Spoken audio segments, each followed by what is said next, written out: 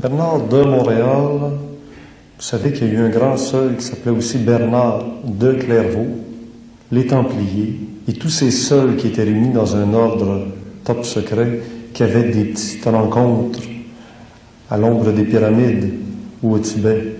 Tous ces seuls ont un numéro de téléphone pour se contacter, pas physique, mental ou supramental.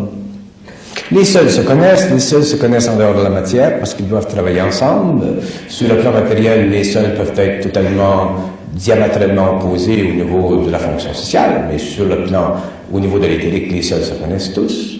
C'est normal.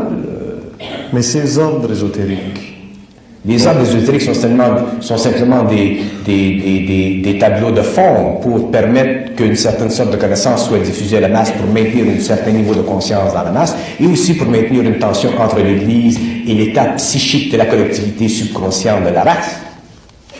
Il y a des fonctions dans tous les aspects des relations entre les seuls et l'humanité. Ça a toujours été la même chose, ce sera la même chose demain, mais de plus en plus, le nombre des seuls grandit. Et il se produit, dans un temps donné, un mouvement qui est inusité sur le plan humain, c'est que pour la première fois depuis un très très grand nombre d'années, les intelligences qui viennent d'autres planètes, des intelligences scientifiques évoluées, sont prêtes. Quand je dis prêtes, je dis elles sont là dans l'éthérique, à entrer en contact et à élever les seuls dans une vibration supérieure pour empêcher la destruction de leur corps matériel lorsque l'axe de la planète sera changé.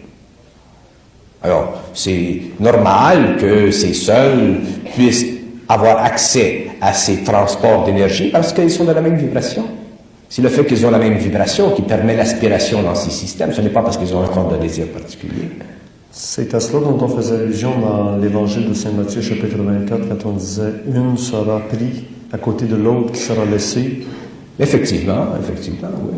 Bon, effectivement. Un pourra être là, l'autre sera là, et un verra, sera aspiré, et l'autre ne verra rien. L'aspiration, l'ascension.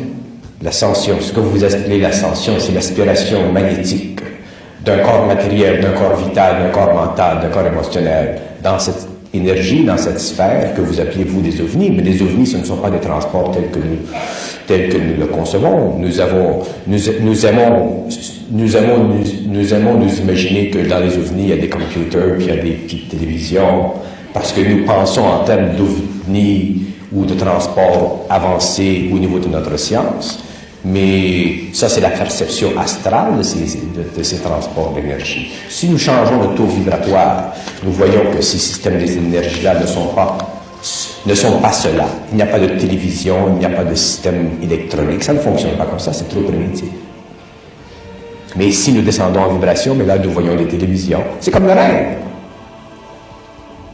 Est-ce que les extraterrestres sont dans les terres?